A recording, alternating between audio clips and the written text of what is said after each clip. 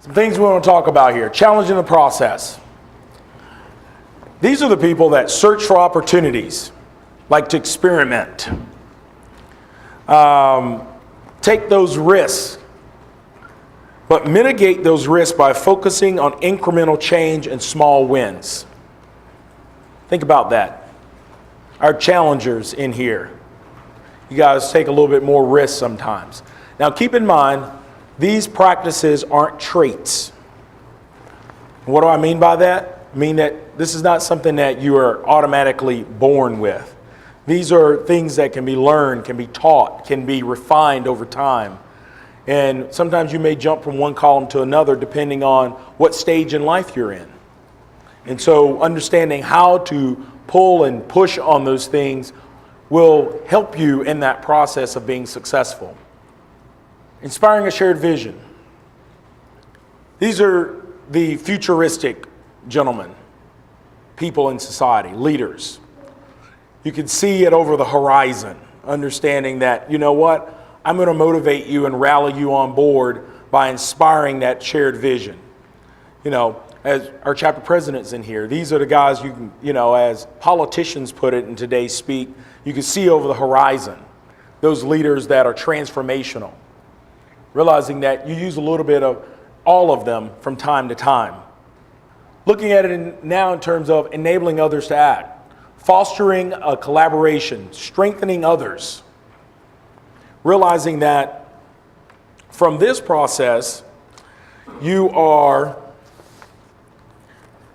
inspiring those followers after you've, as JJ started yesterday and talking about gaining that authority, looking at the servant leadership model and realizing before you're calling yourself a leader, you're earning that authority, that ability to be able to get others to do your will and understand how you are influencing them in that process.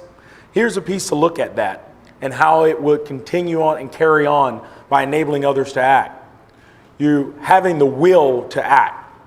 Understanding that it's not all fluff and talk, it's actually then putting the boots on the ground and going out there and doing it.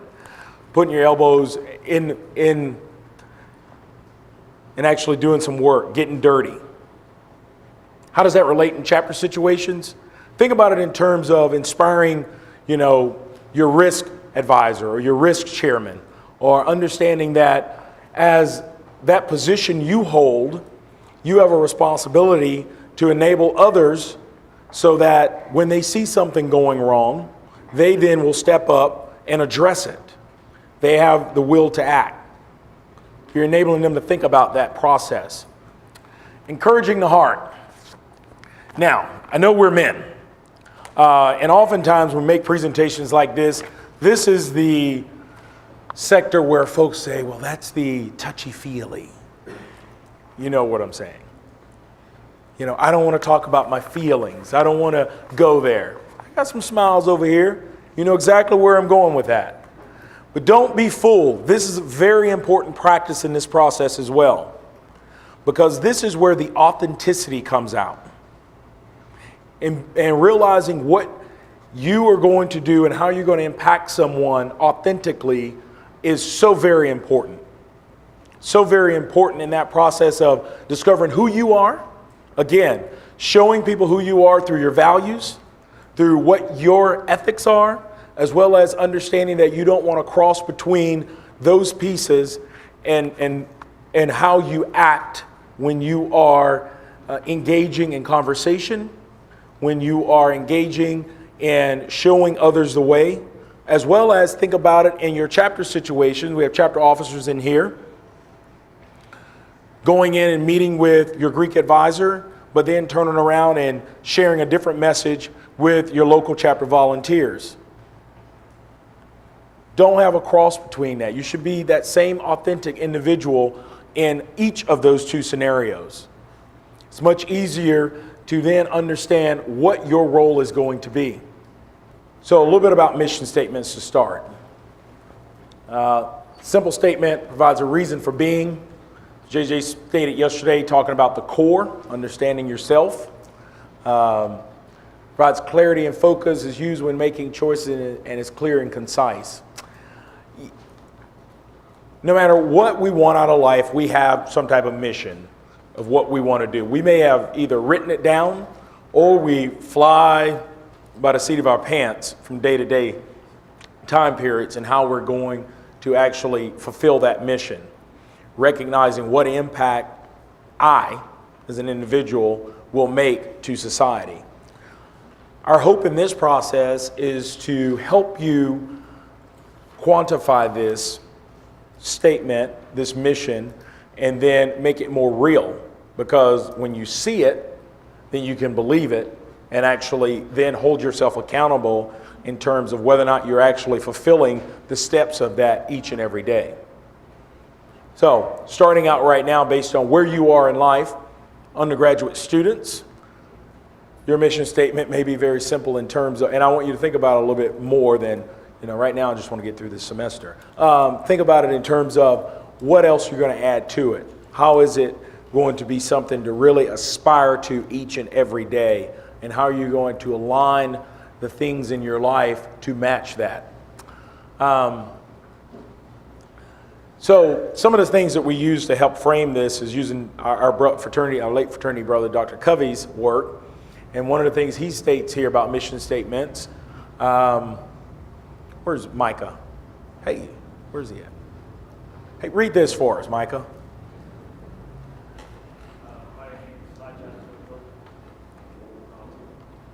Loudly, please. If you don't set your goals based upon your mission statement, you may be climbing the ladder of success, only to realize when you get to the top, you're on the wrong hill. Thank you very much, sir. It's pretty plain and clear. I mean, you don't want to continually identify what your goals are and end up in the wrong place, right? It's sort of a tangible way to look at it. So understanding that if you want to be a medical doctor at some point in time, but you're spending all your time taking, history and liberal arts courses, it'll be a little difficult to get there at some point, right? Or at least understanding that you have to put these things in place that are continually get you on the right track to lead down that road. Thinking of a way that Brother Ford referred to in our last banquet, understanding that we're all salesmen in some way, shape, or another. Maybe a good idea to think about how we align our mission statement that's going to help support what we're selling. And whether that is we're selling ourselves, selling what I do in terms of inspiring others and making an impact. Same thing for you, or in terms of what product you may be pushing. So our hope is that we're going to be able to apply that place. Some things to think about when developing a mission statement. What are my talents? What are those things I'm very good at? Those talented pieces, realizing that, the talent things are sometimes those inherent pieces, realizing that some people are just naturally talented musicians. Or, as I've learned now that in business professionals, some people are just scratch golfers. They just get out there and swing a club and it happens. Look at Bubba Watson. Guy, who won the Masters, last year. Just picked it up and go. And I mean, he hits it a mile, but just really a scratch golfer. Think about, what your talents are, because it's important to include that in developing your mission statement. What do you have a passion for? Do you have a passion for people? Do you have a passion for processes? Where are my, engineering guys, that love that? What are your passions in that process? How are you going to intertwine that to make it work? Think about what you just, sit around day to day and dream about. Maybe you have an idea to change the world in some way or creating some new innovation, but that just continually breeds and gives you strength to go day to day. I'll skip a few of these. What are the main areas in which you like to invest your talents? What environments or settings feel most natural? That's a big one. Some people naturally feel great in front of large crowds. You can just do it. Think about the example from yesterday with Joshua Bell. When JJ was explaining, one of his reactions of playing in the subway, that, no one clapped after he change from different sets. He'd gotten used to just getting that feeling, so he could be on the huge symphony stage and getting that round of applause after each set, but then he's playing just in a subway stop where, of course, thousands of people have passed him, but when he stops, there's nothing, just dead silence. One of my biggest pet peeves is when I meet people and they go, and this just happened on Wednesday. I went to pick up a cargo van for staff to transport all the items down here, and I get there, and nice little young girl checking me out at the rental car place. And when I say checking me out, she was new on the job, trying to get me checked out. And where were you a PIKE at? I go, well, I am a PIKE. She goes, I was an Alpha Phi. And I go, you are an Alpha Phi. I go, you took an oath, an obligation for a lifetime. It's not a 4-year commitment.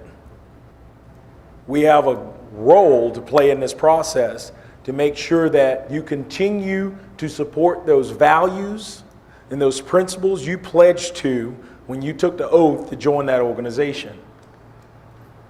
And you should continue to display that. And we have an important role in this process to make sure we do that. So yesterday we discussed the theoretical or strategic piece of being present and having presence. So now we went tactical with you to understand what your core is all about. Because if you don't know yourself, how are you expected to lead and follow with other people? So this is all about you now. And Rick's a great facilitator of going through this process. And what you're about to get is what companies, Fortune 50 companies around the world, they pay tens of thousands of dollars for the survey you just took and what they create with their business leaders. So pay attention, but also be very honest with yourself, because this is all about you now. So on the count of 3, though, I want you to have some presence. On the count of 3, I want to know whose house this is. So the other people on the other side of the wall hear you. So 1, 2, 3. Whose house? Mike's house! All right, Rick, there you go. Thank you, sir. Think about David Greenberg's conversation on Thursday night when he said that his boss told him that he was not going to be able to stay on the Mercantile Exchange board if he voted against. I forget exactly which one it was now, but when he voted, if he was going to vote against the change in what they were going to do with policy, that's a look at what your values are, and knowing that be a part of an organization at that level, if your values aren't in alignment, then it certainly is best to break that connection and move on to make sure you're not going to put any type of question in terms of what you value and what your principles are. I challenge all of you to continually look at what it is you want out of life and make sure that you are living an authentic life, that you are you, and no matter what scenario you find yourself in, and understand that if you don't have that authenticity piece, that core piece that is happy and pleasant for you, then it's tough to understand, it's tough to live and get joy from whatever you may be doing. And that is whether or not you are seeking a particular degree because you need to have that degree to please someone else, or you're going to seek that degree because that's what you have a passion for, and realizing that it may not get you all the treasures in the world. And I say that because personal experience, my undergrad degree's in history, granted I work for men's fraternity, but I believe that my happiness has come much later after that fact, realizing that I can apply my skills and talents in other places and know that that joy continuously grow from connection with people and being able to see when someone is inspired. And as I like to refer to it, they're at home and the light is on, or the light is on while they're at home, you see it click. That's that piece that continues to give me that energy, that drive to inspire and push others, and realizing that somebody did it for me. And so I'm the type where I understand that I have a role in that process to do it for others. So that's my piece that I leave all of you here with. In any career that you're going to go in, your managers, directors, vice presidents want you to think in a systems approach. A goes to B, B goes to C.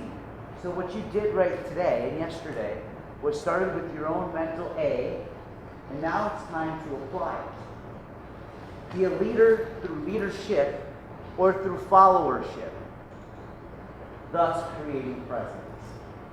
And so it's that system thinking approach that's going to garner success for you. And I always go back to the term, chance favors the prepared mind. Louis Pasteur. Meaning there is no such thing as luck. It's up to you to make a difference, and whatever it might be, as Rick has mentioned. So work hard, play hard, have fun, and do something you really love to do with passion and desire. Thank you guys for your attention. Enjoy the rest of the academy, and certainly go out there and have fun. Don't forget to have fun. That's right. Take care, guys.